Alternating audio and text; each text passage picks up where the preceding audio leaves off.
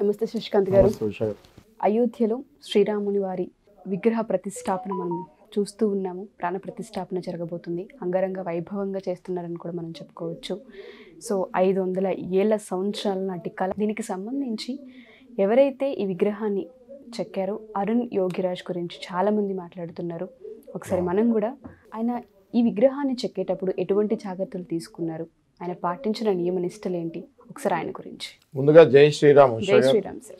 జై శ్రీరామ్. అందరు చూసే వాళ్ళందరికీ జై Shri Ram. Gautam neuro care brain stroke, migraine, fits, brain and spine surgeries కి బెస్ట్ న్యూరో సర్జన్. ఎన్నో 500 సంవత్సరాల నుంచి మనం గొడవలతోటి కొట్లాడుతూ లాస్ట్లో 150 సంవత్సరాల లీగల్ ఇష్యూ తోటి లాస్ట్లో ఈ గుడిని సాధిస్తాం. అందరి హిందువులందరికీ ఇది ఎంతో ఆనందమైన రోజు. ఇన్ఫ్యాక్ట్ ఇండియన్స్ అందరికీ కూడా, రిలీజియన్స్కి అతీతంగా అందరూ ఆనందపడాల్సిన రోజు. ఓకే, అయోధ్యలో బాలరాముడి విగ్రహానికి ప్రాణ ప్రతిష్ఠ చేయబోతున్నారు. సో ఈ విగ్రహం గురించి మనం ఇప్పుడు క్లుప్తంగా ఒక 5 నిమిషాలు మాట్లాడుకుంటే, ఈ విగ్రహం అన్నది ఇప్పుడు ఎవరు చెక్కారు అన్నది పెద్ద న్యూస్ లాగా అయిపోయింది. ఇప్పుడు ఈ విగ్రహాన్ని చెక్కడానికి శ్రీరామ ట్రస్ట్ వాళ్ళు చాలా మందిని, కొన్ని వందల మందిని పిలుస్తాం జరిగింది ఉషా గారు. ఇందులో ఎన్నో వందల మంది, ఎంతో ప్రముఖ శిల్పకారులు వచ్చారు. బట్ అందులో ఒక్కడే సెలెక్ట్ అయ్యాడు. ఆయన పేరే అరుణ్ యోగిరాజ్.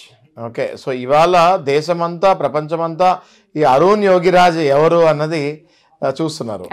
ఓకే, అరుణ్ యోగిరాజ్ బ్యాక్గ్రౌండ్ చూస్తే మనము వాళ్ళ తాతల నాటి నుంచి వాళ్ళందరూ శిల్పకారులు అండి. బేసిక్గా వాళ్ళ ఫాదర్ బసవన్ అనుకుంటా, ఆయన కూడా చాలా ప్రముఖ శిల్పకారుడు. మైసూర్ మహారాజుల దగ్గర నుంచి వాళ్ళు శిల్పాలు చెక్కుకుంటూ వచ్చారు. ఆ పరంపర ఉంది వాళ్ళకి. అలాగే ఈ అరుణ్ యోగిరాజ్ అన్నవాడు 1983, అంటే 40 ఏళ్ళు కుర్రాడు, 39-40 ఏళ్ళు కుర్రవాడు. ఆయన MBA చేసి సాఫ్ట్వేర్ ఉద్యోగం కూడా చేసి, తర్వాత వాళ్ళ ఫ్యామిలీలో ఈ శిల్పకారుల వృత్తి ఉంది కాబట్టి ఆ వృత్తి వైపు ఆయన ఆకర్షణ చెంది అందులోకి వస్తుంది జరిగింది. ఈ అరుణ్ యోగిరాజ్ అన్న వ్యక్తి ఈ శిల్పాన్ని చెక్కుతానికి ఫస్ట్ నామినేట్ చేశారు. 100 మందిలో ఆయన ఒకడు. ఓకే, అయితే ఈ 100 మందిలో ఈయన కొన్ని వందల డిజైన్స్ చేసుకున్నాడు. ఏది బాలరాముడిది కొన్ని వందల డిజైన్స్ పేపర్ మీద చేసుకొని, ఆ తర్వాత దాన్ని ఒక కృష్ణశిలని సెలెక్ట్ చేశాడండి. కృష్ణశిల అంటే అది చాలా న్యాచురల్ కలర్లో ఉంటుంది. ఓకే, ఆ రాయ ఎంతో అందంగా, ఎంతో సాఫ్ట్గా, ఎంతో మృదువుగా ఉంటుంది. ఓకే, సో దాన్ని కృష్ణశిలని ఈయన సెలెక్ట్ చేసుకొని, ఆ రాయిని ఈయన చెక్కేటప్పుడు చాలా సాఫ్ట్గా ఉంటుంది అది. ఓకే, ఆయన చెక్కేటప్పుడు ఆ రాయిని ఏమాత్రము ఉలిదెబ్బ తగిలినా ఆ రాయ మళ్ళీ షేప్ అవుట్ అయ్యే ఛాన్సెస్ ఉంటాయి. అలాంటిది ఆయన చాలా జాగ్రత్తగా దాన్ని చెక్కుకుంటూ, ఆయన ఎక్స్పర్టైజ్ కాబట్టి, వాళ్ళ తాతల నాటి నుంచి శిల్పకారులు కాబట్టి, ఆయన ఎంతో ఎక్స్పర్ట్ కాబట్టి ఇందులో జాగ్రత్తగా చెక్కుంటూ వచ్చి కొన్ని వందల విగ్రహాలలో, ఆ విగ్రహంలోనే ఈ మన శ్రీరామ ట్రస్ట్ ఏదైతే ఉందో అయోధ్యలో, ఆ ట్రస్ట్ వాళ్ళకి చంపట్రాయ్ అనుకుంటా ఆయనకి పర్టికులర్గా అరుణ్ చెక్కిన విగ్రహంలోనే లైవ్, అంటే డైరెక్ట్గా శ్రీరాముని చూస్తున్నట్టు అనిపించిందంట. వందల విగ్రహాలలో ఆ విగ్రహాన్ని చూసినప్పుడు ఆయన ముక్తుడయ్యాడంట. ఆయనే కాదు, ఎంతోమంది కేంద్ర మినిస్టర్స్ కూడా మనకి ట్వీట్ చేస్తాం జరిగింది దీని గురించి. సో ఆ విగ్రహాన్ని ఎవరెవరైతే చూసారో వాళ్ళు చెప్తాం జరిగింది, డైరెక్ట్గా శ్రీరాముని చూసినట్టే ఉందని అంటున్నారు. చాలా మందికి శ్రీరాములు వారు చిన్నప్పుడు ఎలా ఉన్నారో ఎవరికి తెలియదు, అండ్ ఐడియా కూడా లేదు. ఎక్కడ మనం ఏ పుస్తకాల్లోనూ ఎక్కడ చూడలేదు కూడా. బట్ ఆయన అది ఒక విజువలైజ్ చేసుకొని దాని ఒక బుక్లో గీసి, కొన్ని పేపర్స్, కొన్ని వందల పిక్చర్స్ వేసిన తర్వాత కంక్లూజన్కి వచ్చి గీయడం అనేది, అండ్ గీసిన తర్వాత దాన్ని చూసి శ్రీరాముని వారిని చూసినట్టుగానే అనిపించిందన్న భావన కలిగించడం అనేది చాలా పెద్ద విషయం. కరెక్ట్. ఆ బాల విగ్రహాన్ని చూసినప్పుడు శ్రీరాముడినే చూసానేమో అనుకున్నట్టుగా అందరూ తుది నిర్ణయంగా అరుణ్ యోగిరాజ్ చెక్కిన శిల్పాన్నే అందరూ యునానిమస్లీ దాన్ని సెలెక్ట్ చేస్తాం జరిగింది. అసలు దానికి ఎవరు ఒక్కళ్ళు కూడా పేరు పెట్టలేదంట. అన్ని విగ్రహాల్లో చూడండి, ఆ విగ్రహాన్ని సెలెక్ట్ చేశారంటే ఆ విగ్రహాన్ని మనం అందరం దర్శించుకోవాలని అందరూ ఎదురు చూస్తున్నారు. ఇవాళ చూస్తే మనం హైదరాబాద్లో కానివ్వండి, ఎక్కడ పడితే అక్కడ మనం you can see the banners చూడొచ్చు, శ్రీరాముడు అయోధ్య అని చూడొచ్చు. ఒక వీళ్ళు ఊపులో ఉన్నారు అందరూ. ఓకే, సో ఎప్పుడెప్పుడు మనం వెళ్ళి దర్శనం చేసుకోవచ్చా అని ఎదురు చూస్తున్నారు. ఫ్లైట్ టికెట్లు చూస్తే ఎక్కడికో వెళ్ళిపోయింది, అయినా కూడా ఎవరు కాంప్రమైజ్ అవ్వట్లేదు. We want to go there అన్నట్టుగా ఉన్నారు.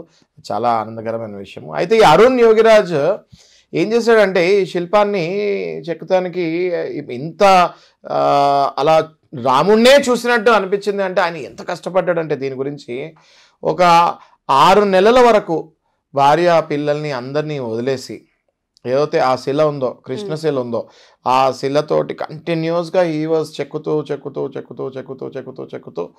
6 నెలల్లో దాన్ని కంప్లీట్ చేసి ఆ వందల మంది ఇన్ఫ్యాక్ట్ 100 మంది పోటీదారులలో ఆయన ఒకటిగా నుంచున్నాడంటే వాళ్ళ అరుణ్ యోగిరాజ్ వాళ్ళ మదర్ ఎవరైతే సరస్వతి గారు ఉన్నారో తను కూడా శ్రీరాముడి మహాభక్తురాలంట.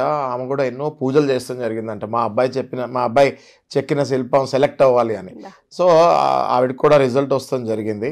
అలాగే తన భార్య విజేత యోగిరాజ్ అండ్ పిల్లలు కూడా ఎంతో సహకరించి 6 నెలలు ఆయన డిస్టర్బ్ చేయకుండా కంప్లీట్గా వాళ్ళు కూడా సపరేట్గా ఉండటం జరిగిందని మనం సపరేట్గా 6 నెలలు అసలు ఈయన కలవని కూడా అస్సలు కనెక్షనే లేకుండా 6 నెలలు. అయితే 6 నెలల్లో ఆయన చెక్కిన శిల్పం 6 నెలలు అయితే ఇది కొన్ని వందల సంవత్సరాలు కొన్ని వేల సంవత్సరాలు ఎప్పటికీ ఉండిపోయే శిల్పాన్ని చెక్కాడు. ఈ 6 నెలల్లో వాళ్ళు విడిగా ఉండటం వల్ల కొన్ని వందల వేల సంవత్సరాలు ఆ విగ్రహానికి పూజలు జరుగుతాయి. అరుణ్ యోగిరాజ్ ఆయన పేరు ఎప్పటికీ హిస్టరీలో చిరస్థాయిగా మిగిలిపోద్దని మనం ఖచ్చితంగా అనుకుంటాము. ఇందులో అరుణ్ యోగిరాజ్ నార్మల్ శిల్పకారుడు కాదండి, ఆయన ఎంతో ప్రముఖ శిల్పకారుడు. ఆయన ఇంతకుముందు ఆయన హిస్టరీ చూస్తే మనము ఇండియా గేట్ దగ్గర సుభాష్ చంద్రబోస్ విగ్రహాన్ని చెక్క చాలా లైవ్గా ఉంటుంది అది ఆ విగ్రహం కూడా. అలాగే కర్ణాటకలో హనుమంతుడిది కూడా చాలా పెద్ద విగ్రహం ఆయన శిల్పిస్తాం జరిగింది. అలాగే ఆయన ఎన్నో కొన్ని ప్రముఖ విగ్రహాలు కూడా చేస్తాం జరిగింది. ఆయన ఒక ప్రముఖ శిల్పకారుడు అని మనం చెప్పుకోవచ్చు. అయితే మన భారతదేశంలో శిల్పకారులకి తక్కువ కొలత లేదు, వేల లక్షల మంది శిల్పకారులు ఉన్నారు. ఎందుకంటే మన దగ్గర గుళ్ళు ఎక్కువ కదా. సో అంత వందల వేల మందిలో అరుణ్ యోగిరాజ్కే ఆ విగ్రహాన్ని సెలెక్ట్ చేస్తామన్నది ఆయన చాలా అదృష్టంగా భావించి వాళ్ళ ఫ్యామిలీ మెంబర్స్ అందరూ కూడా ఒక 2 రోజులు షాక్లో ఉన్నారంట. ఈ విగ్రహాన్ని అసలు సెలెక్ట్ అవుతుందని మేము అనుకోలేదు, మా కష్టం మేము పెట్టాము, కానీ అది సెలెక్ట్ అవుతాము అది దేవుడి దయ అన్నట్టు వాళ్ళందరూ చాలా హ్యాపీగా ఫీల్ అయ్యి 2 రోజుల నుంచి వాళ్ళని కూడా కలుస్తానికి వస్తున్నారని మనం వింటున్నాము. ఇది చాలా ఆనందకరమైన విషయము ఉషా గారు.